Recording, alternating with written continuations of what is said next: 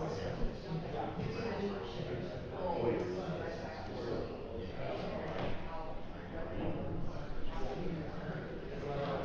it, right?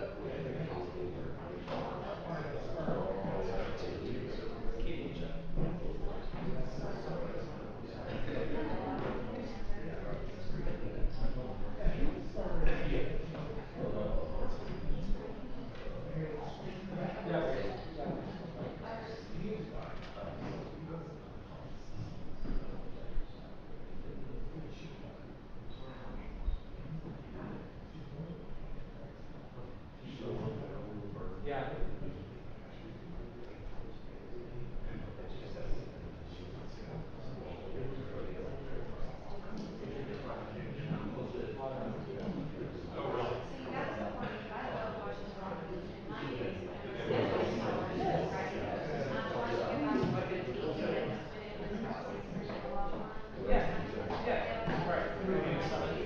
Yes, early 90s when Jordan was around his age, probably something like your age. Yeah, King Kong. Me too. Did you see those rants and like the recensions? Like before he was communicating with Roger Ebert, he's like, right here, this is where I want to end. That's awesome. I was really sad to hear about Phil Henry. Great guy. Oh, the ACL, tore his ACL. Yeah. Yeah. Oh yeah. Yeah. Well, incredible. Incredible young talent.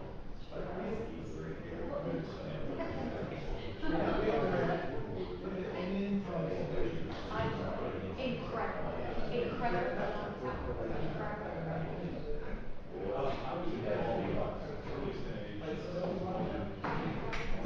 Sure. Here we go. All right. Hear ye, hear ye, hear ye. Court of Appeals for the 14th District of Texas is now in session. Smith adjourned. God save the Constitution and all. Please be seated.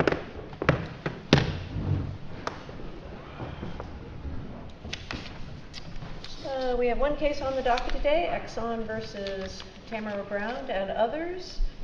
We've given both sides 15 minutes. Does the appellant want time for rebuttal? Yes, Your Honor, 5 minutes for rebuttal.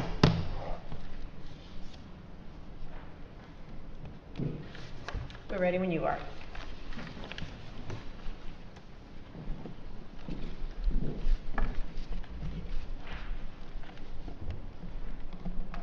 Good afternoon, Your Honors, and may it please the Court.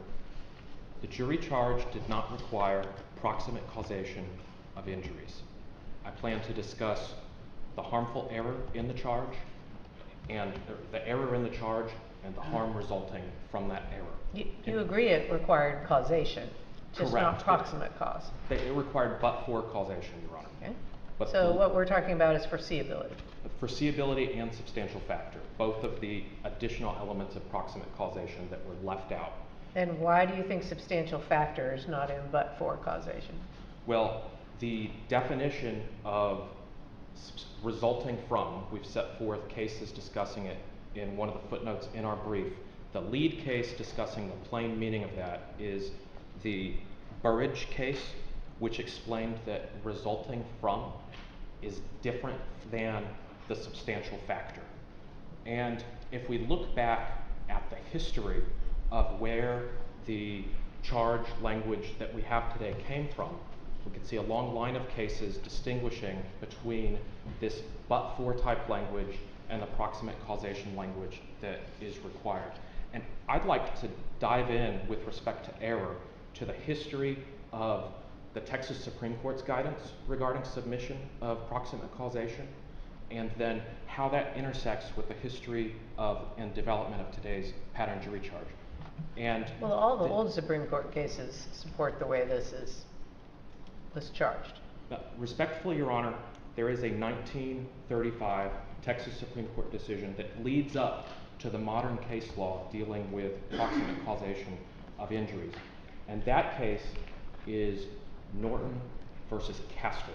And the court can find it at 81 Southwest 2nd, 487. And this is not a one-off decision.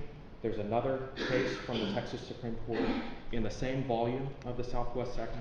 It's Phoenix Refining Co. versus Tips, 81 Southwest Reporter 2nd at page 60. And both of those cases hold that it was error to leave out proximate causation of injuries. ExxonMobil.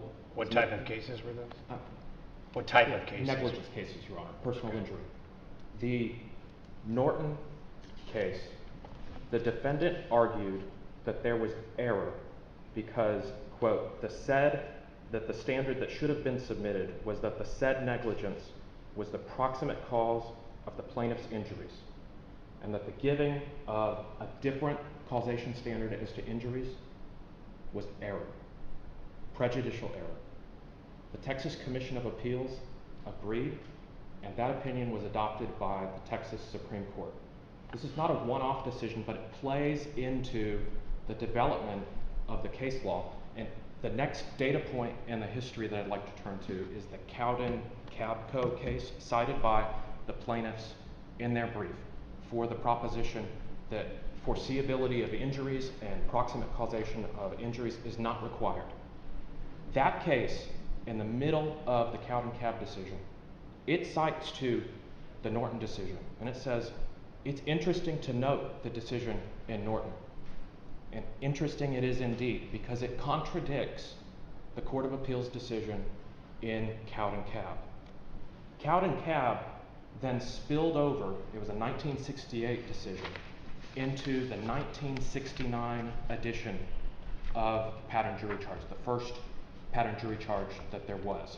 And there's a comment in the 1969 edition that embraces plaintiff's theory and the Cowden-Cab line of decisions. But that line of decisions was wrong when it was decided, and that's why in 1990, with the second edition of the pattern jury charge, there's a wonderful repository of the old pattern jury charges over at the South Texas College of Law Library. And the second edition abandons the comment citing Cowden that was in the 1969 edition, makes no reference to it. Instead, it recognizes that although foreseeability is not often in dispute, it is required as to injuries.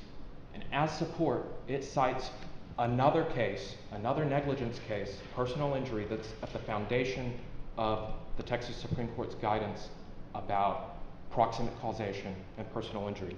And that case that the 1990 edition correctly cited in the comments, it's PJC 80.02, you can find it at the 1990 edition. It cites to a case called Carey versus Pure Distributing, 133 Texas 31. That decision involved a single occurrence. There was a car careening down the road, or a truck, and it had a container of oil loosely attached to the back of the truck.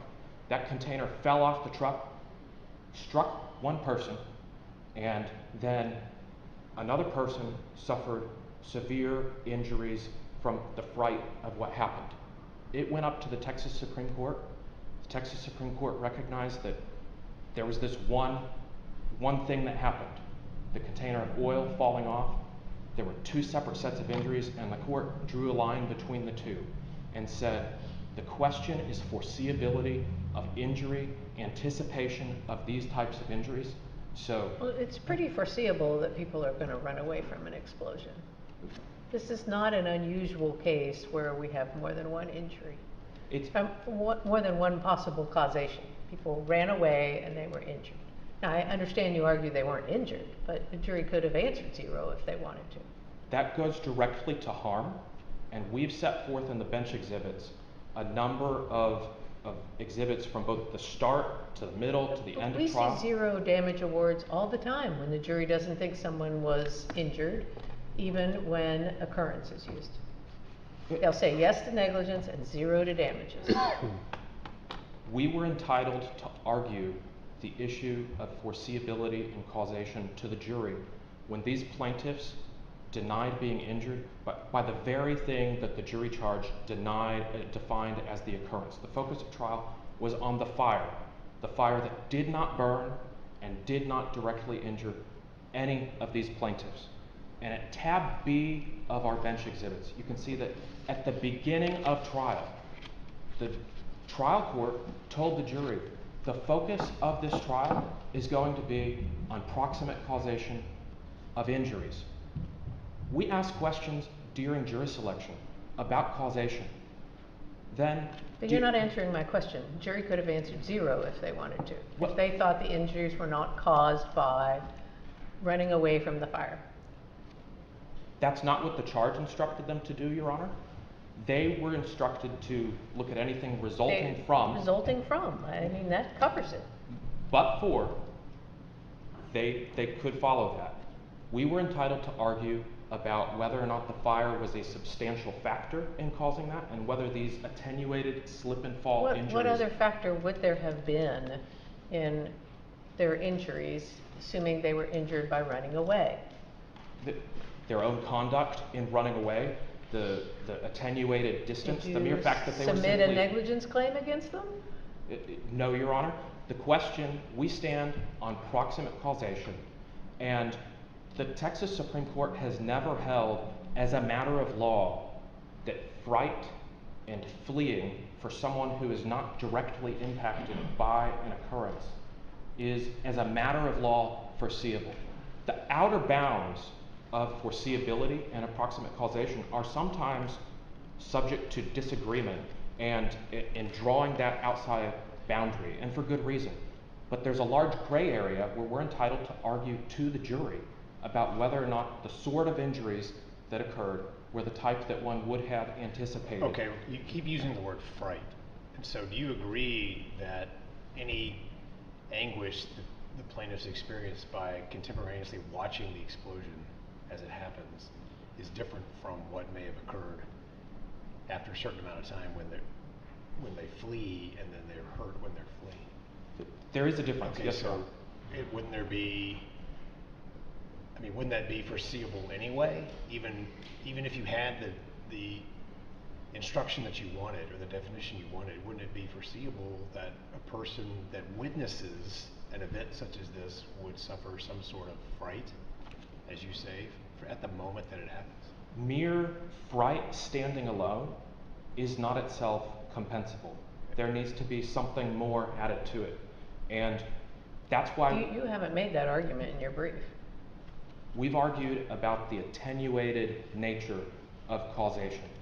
And when we have individuals who denied being injured at the time of the occurrence and come back later, that is the essence of the harm that happened in this case. It happens every day in a car wreck case. I don't feel hurt. 3 days later, I feel hurt. I don't see why this is different.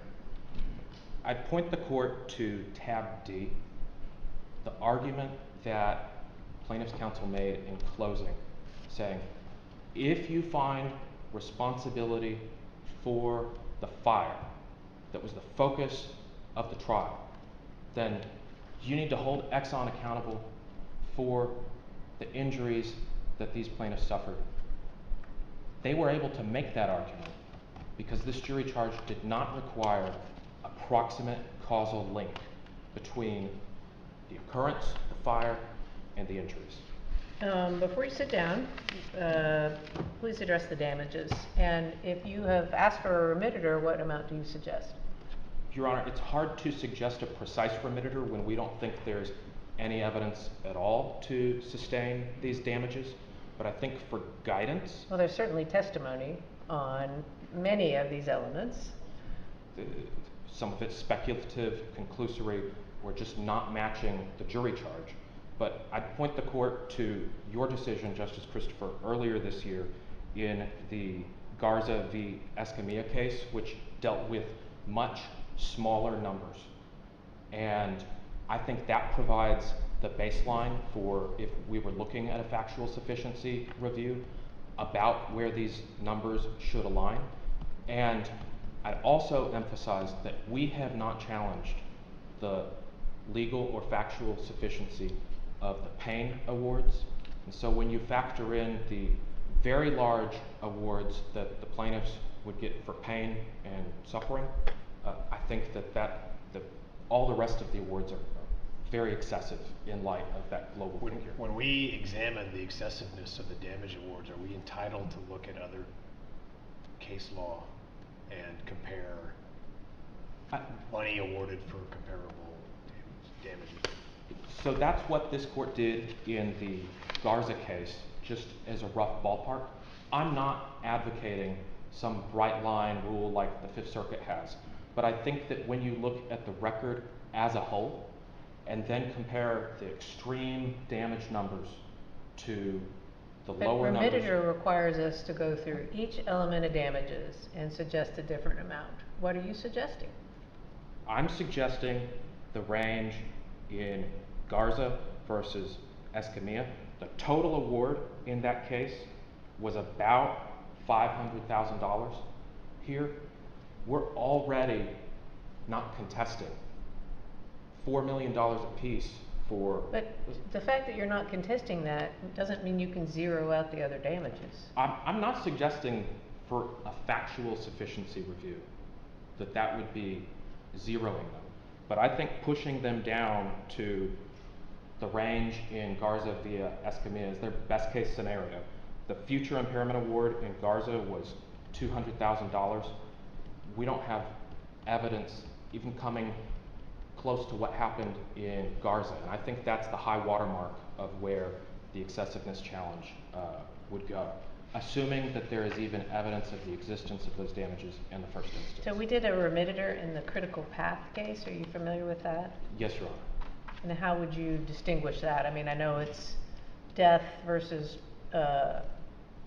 personal injury, but how would you distinguish the Remediator numbers? It's death versus very attenuated, questionable injuries is the first distinction. Second distinction is that we aren't challenging the legal or factual sufficiency of the Payne award. And the third distinction is I would point the court to the unique definition of physical impairment in our charge. It requires extreme disability. If you look at prior cases, they use the disjunctive, where you have to prove one thing or maybe extreme disability. This charge requires extreme disability. There is no such extreme disability. In fact, one of the plaintiffs went on to earn a new degree, start an engineering career. There's nothing in this record coming close to that. And so I think with all of those in mind, that's a far cry from the Cuevas case. Thank you.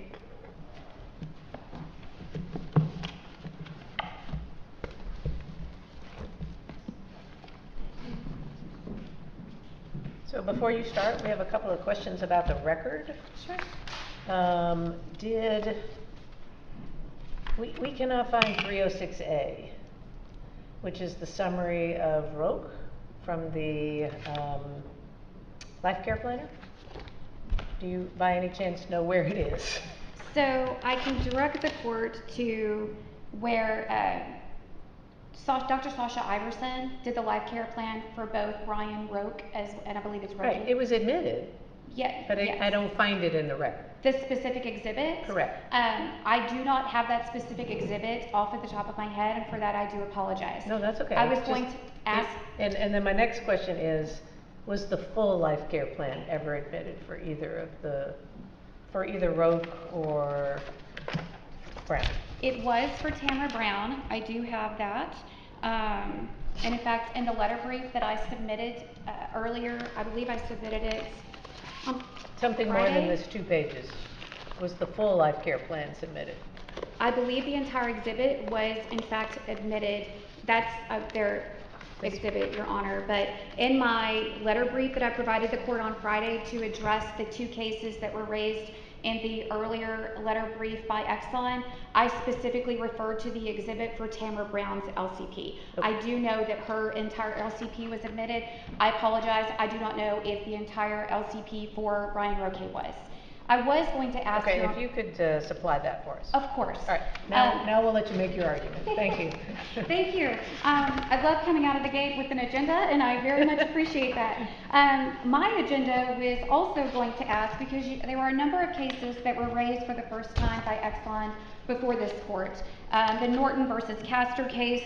Mr. Smith, he and I have a number of cases together. He was kind enough to give me a copy of it. I'm happy to respond to some questions about that. But he also mentioned the Phoenix Refining and Carey versus Pure Distribution. Those were not briefed. So if I could, Your Honor, because those are, to put politely, older cases. In this letter brief where I identify whether or not that exhibit was in fact in the record, if I could at least address in less than 2 pages all of these issues, including those 2 cases, Sure, I would really thank you. appreciate it.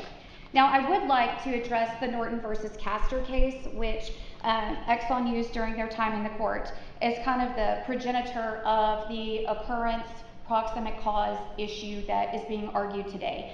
And I also, I pulled the supplemental reporter's record to make certain that I knew what was being argued. Because what it sounded like during argument, what was being argued is a need for an instruction on substantial factor or a need for an instruction on foreseeability. But when you look at the supplemental reporter's record, it's very clear that the only issue was the trial court's use of the word occurrence and not using proximate cause in the damage questions. And so when you look at the case law, and Your Honor, Chief Justice Christopher recognized right out of the gate, the case law with regard to the use of occurrence is still good law. Both the El Paso case, that's very old, I thought I was going to cite the oldest case, but this Norman versus Castor, 1935, trumps mine, is still good law, and then Morgan versus CompuGraphic remains good law. When you have a case like this, where there is a sole cause, and I want to apprise the court that Exxon's witness, Paul Guilfoyle, admitted on day 1 of trial that Exxon was 100% responsible for this incident, okay? And so when you look at the case law that examines the proper use of occurrence versus injury in a liability question, the typical instances where you use injury versus occurrence are in a single plaintiff case, or in an instance where you have multiple potential causes of injury. Here, we had a multiple plaintiff case, we had a single cause case, and then we still had the opportunity in the damage questions for the jury to do its job, which was to examine if in fact defendant Exxon was a 100% proximate cause of the occurrence. Question 2, or in this instance, I believe it was questions 4A, B, C, D, and E. Were those injuries, if any, a result of that conduct? And it's tethered with that predicate requirement. And so when we look at Norman versus Castor, which was brought up for the first time today, you'll see that the way that it was submitted in Norman versus Castor, proximate cause wasn't an issue in any of the damage questions. When you see it, it says the first question was, the jury was asked if certain acts were committed, number 1. Number 2, the jury was then asked if such acts constituted negligence. Number 3, the jury was then asked if such negligence directly caused the accident and injury complained of by Castor. Your Honors, proximate cause and its elements of foreseeability but for causation were never addressed in Norman versus Castor. That's not what happened here. What happened here is the jury looked at the evidence, looked at the admission by Exxon of its own 100% sole cause responsibility for causing the occurrence, and then very pragmatically looked to see if any injuries actually resulted from that conduct. And then when you look, and Your Honor, you also hit it right out of the gate, in a number of instances, the jury made a non-finding. And when you look, the jury absolutely poured out Mario Rojas, found 0 injuries on any of the elements submitted. The jury found that there was no evidence of past impairment or future impairment for John Torres. And the jury also did not award Michael Salgado any award for future pain and anguish, future mental anguish, and also past and future physical impairment. So I would say, Your Honors, the system worked. This is an instance where the jury charge worked and the jury did its job. This is not an instance where the jury was some runaway jury that just rubber stamped whatever, and I'm going to use Exxon's words, the skilled lawyers representing appellees did. That's just not the case. And in fact, when you look through the record, you'll see that the jury didn't even award, or actually awarded 1/4 of the request for mental anguish that was requested on behalf of 2 of the appellees. So this isn't a runaway jury. This is an instance where the jury looked at the evidence, looked at each of the damage elements, and considered whether or not there were, if any, damages. And so the use of the term occurrence not only is proper, it didn't lead to the rendition of any improper judgment. And I think when you look at the El Paso case that we briefed at length in our brief to the court, you'll see that the use of proximate cause, that language in the damage question, would not have been an error. Okay? And I will admit to the court that under the case law, it would not have been an error to use that language. Instead of resulting from. But that doesn't mean, and it doesn't equate to the statement that not using that language was in fact an error that led to the rendition of an improper judgment. And I also want to take a step back physically and kind of professionally and look at the position that's being asked of Exxon. Exxon is asking this court to impute and to require the specific language proximate cause in every single damage question in every single personal injury case, which means this court will be flooded with jury verdicts that are going to be subject to this court's review, because that has not been the practice. Because the practice has always been consistent with Morgan versus CompuGraphic and with the El Paso Diner case, which says you can get proximate cause in the damage question, and as long as there is a predicate finding, you use that appropriate language of if any, then the jury can do its job as it did here. Your Honor, you also raised some questions about the sufficiency of the evidence for the damage elements that were awarded. And I'd be happy to address some of that. We did, again, in our letter brief, provide the court with some additional record citations with regard to 2 of the challenged elements that were raised in the letter brief by Exxon. But what I will apprise the court... Can you explain the future earning for me of Mr. Roque, who was continuing to work in the same profession? Yes, Your Honor. And so, well... My understanding was that it was, well, he was working with pain, so he should really be working with in a different job that doesn't cause him pain?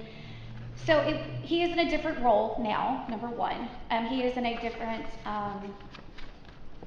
practice and industry than what he was working in. It was more manual labor than what he was doing originally when he was injured. And so the evidence, when you walk through, and we briefed this just so it'll be easier for the court to look at pages 30 through 33, we walk the court through Robert Johnson's testimony. And so at the outset, the Fredo case... Robert Johnson, the economist. Yes, Your Honor. Okay. The W&T Offshore versus Fredo case, it's a Texas Supreme Court case from 2020. But didn't he testify that the reason why he wouldn't be able to make as much money is because of pain? Well, based upon the LCP, based upon the life care plan, he based those opinions upon that. So it wasn't like... Okay, so we're back then to the life care plan. Well, it provided a basis for his opinion. So in that respect, yes, Your Honor. I just want to make it very clear that Mr. Johnson wasn't making some kind of prognostication about whether, in fact, Brian Roque was suffering from pain. He based his opinion upon the life care plan, which was based upon the medical records that were tendered for the analysis. Okay, but where did the life care plan say he had to change jobs? Well, I believe that there was an intake, number one, but number two, the documents that Mr. Johnson examined include the life care plan of Dr. Iverson and then the notes underlying Dr. Iverson's plan. And so I don't believe he's a doctor, but Mr. Johnson looked at that life care plan, looked at a vocational assessment that had been conducted by a vocational rehabilitationist, and then his earnings in W-2 from before the incident and after the incident. But I think that kind of the global issue, Your Honor, about basically who has predicted that he will be unable to make the amount of money he's making in the future? Who predicted that? That would be the vocational rehabilitationist, and then Robert Johnson took that value and provided a present value of it. Okay. So he took the prognostication and then gave the present value so that it could be awarded at this time versus the future value. So it's not the life care person, it's the rehab person. Correct, Your Honor, but your question was about whether or not he was operating with pain. And so that's where that aspect of the analysis came from. Because I thought that's what the economist said. The Economist did rely upon that, Your Honor, absolutely. That was one of the bases of the foundation of his opinion.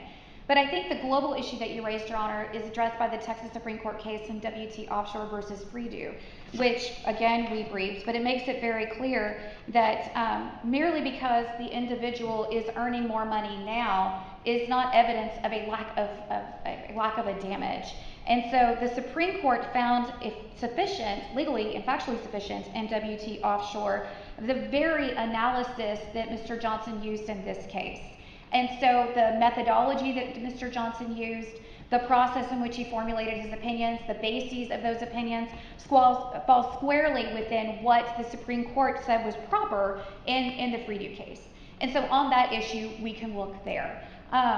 Your Honor also asked some questions about a remitter. As Your Honor knows, there was a remitter on one damage element for one of the plaintiffs. There were no other requests made for a remitter in the trial court. That's of course not to say that this court it isn't within its power to do so. But what I would point the court to is the ample evidence sufficient for a legally and factually sufficient review to support the damage award here. And when you look and see the pragmatic and reasonable... Well, since we're not exactly sure what that review consists of at this point in time after Chohan, how do you suggest that we analyze each element of damages? Yes. You know, Your Honor, I feel like we're operating... I kind of like the shock the conscience one, but they've told me we can't use that one anymore. Right? You know, in the post-Chohan world that we're all working in, I think every plaintiff's attorney is preparing their cases to survive a Chohan analysis, and every defense attorney is preparing to make a Chohan challenge. And so I think that those are kind of like when you play Monopoly at home with your family, there's the Kinney family Monopoly rules, and then there are the rules that are in the book, right? Chohan is not yet the rules in the book, but I think that they are absolutely the rules that most skilled plaintiffs lawyers and skilled defense lawyers are using. What I will say to the court is Chohan is not binding on this court, but I think we met that. I think when you look at the requirement from Parkway, particularly on mental anguish, which was a good third of Exxon's brief before this court, I think we met even the Chohan burden, Your Honor, and we briefed it as if we met the Chohan burden because we prepped the case, tendered the evidence, and the jury heard the evidence to support it. And I will also say that I'm not even confident that this is one of those Chohan cases where you've got this nebulous kind of idea of damages. And again, in the letter brief, I provided, I believe it was 10 or 12 different specific sites to substantial record testimony that supports the future and past mental anguish damages that were awarded here for all three of the appellees. I believe that you have evidence of the existence. The question is, do you have evidence of the amount? The amount of mental anguish? Right. I believe we do, Your Honor. No, a dollar amount, which is what, you know, well, we even suggested that in Critical Path. Justice Busby wrote it. Yeah. And, you know, that's what has been said in the Supreme Court opinions. Your Honor, what I will say is you raised Critical Path in Exxon's time before the court. That was not briefed. I'm happy to include that in, I'm going to say 2.5-page little letter brief to get you these additional issues. But what I will say Do you want the site? Sir? Do you want the site? Ma'am, I'm pretty sure I can find it. Okay. My law Justice clerk's Busby here. wrote it. Yeah, my law 14th clerk's court. here, and I pride myself on my ability to find the case, but if not, I'm going to call my friend Josh, and I'm sure he can give it to me. But here's what I will say, Your Honor. I think it would be improper for this court, whether in a Chohan world or in a non-Chohan world, for this court to look at another case with factually distinct evidence and say, in Garza, we did a remitter for $50,000. Therefore, there should be a remitter here from a catastrophic 700-foot explosion and fire to $50,000. I think that the entire purpose of a damage... Let me ask you this question. So if a person had suffered the same sort of physical injuries in a car wreck case, all right? You know, herniated disc, steroid injections, disectomy, we see those a lot in car wreck cases, okay? Would they have been entitled to this size award? Or are you relying on the fact that it was an explosion and I can understand with respect to more frightening, but with respect to the actual damages, other than frightening ones? Your Honor, I am out of time. If Go I ahead. may address this question and any that may follow and then conclude.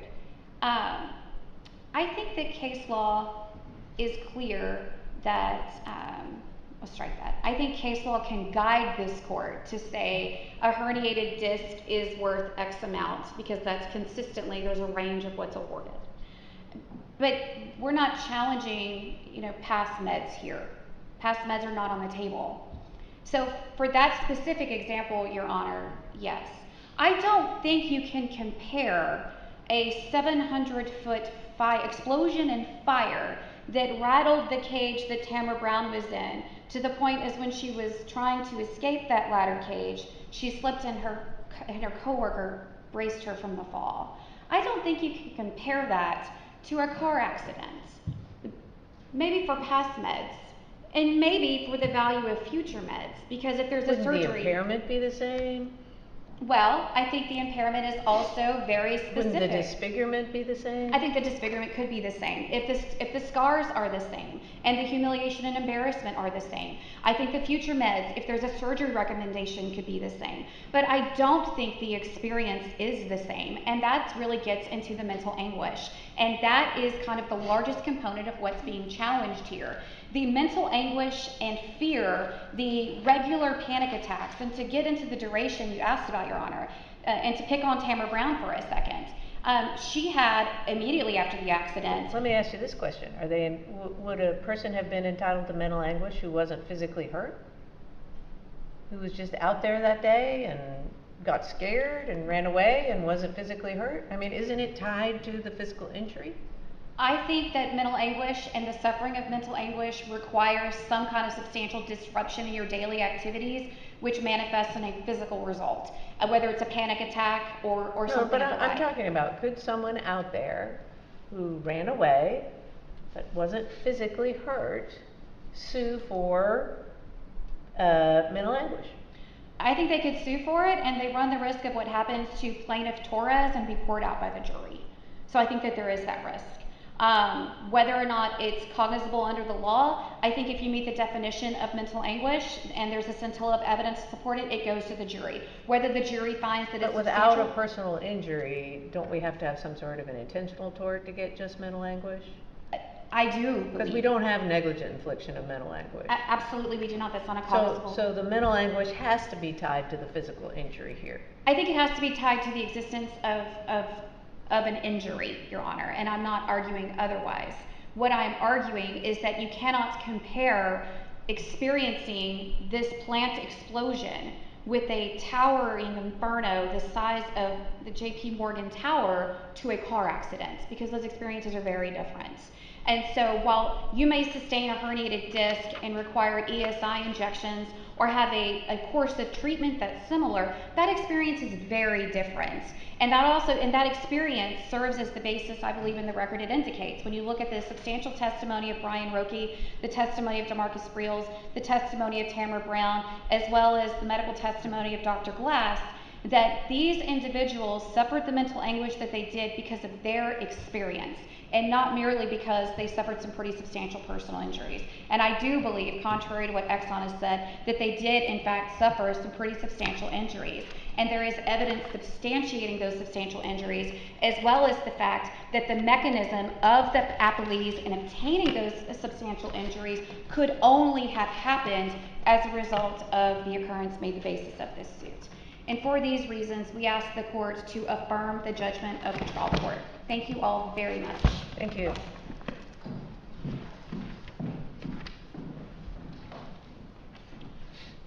Three points on rebuttal. First, the argument that we heard just now underscores the harm. The argument was that it was the fire that exacerbated the injuries and makes them worse than if they were in a car wreck. That's precisely why proximate causation, as to the fire that the jury was shown the video over and over and over again. So did you throughout object the to the injury question itself, or just the occurrence question? We objected to the liability question in that it used the word occurrence Right, but rather you than didn't ask injury. in the injury question for proximate cause rather than resulted from? Correct, Or you Your Honor. did? We focused on if it had been injury in that question, it would have required proximate causation. We are not urging a one-size-fits-all rule that upends the PJC. We're saying that on this record, when the occurrence Because you're trying to argue that is- it's not foreseeable, and those of us sitting up here think, you run away from a big fire, that sounds foreseeable. I mean, That's- that's it, sort of at the bottom line is, you've made a foreseeability argument here. and a substantial factor argument that's within the gray area for the jury. You can look at it through the Union Pump case where the majority said, look at But substantial this factor. circumstance is different than you can talk. As a matter of law, but within that, there's the gray area where we're entitled to make that argument to the jury. The second point, And you did, and some plaintiffs were zeroed out uh, with respect to their damages. Your Honor, if you look at closing argument, the plaintiff's counsel. Well, how do you answer the fact that some plaintiffs were zeroed out? I read closing argument. With respect to the one plaintiff that was zeroed out, that plaintiff was in the lunch tent, among the furthest away from the fire or the explosion. The jury was entitled to find that there wasn't even a premises defect. There wasn't even liability as to that plaintiff. And if you look at cross-examination, you'll see a rather snarky exchange between that particular plaintiff and counsel. And I think there was some distaste by the jury that resulted in that answer. It's not an indication that there was no harm. And in fact, if you look at the other plaintiffs that got smaller numbers, that's not because they were doing approximate causation analysis. It's because in closing argument, plaintiff's counsel confessed to the jury that they had significantly smaller injuries than the rest. We were entitled to make the argument, and the jury charge prevented us from doing so. Finally, on damages. If the court gets to those, we ask this court to hold plaintiffs to the jury charge definitions in the damages section. Physical impairment requires extreme disability. That language was not in the charge in the Garza case. It's not in the charge in any case I can find that I'm aware of requiring it as an element. They have not proven extreme disability.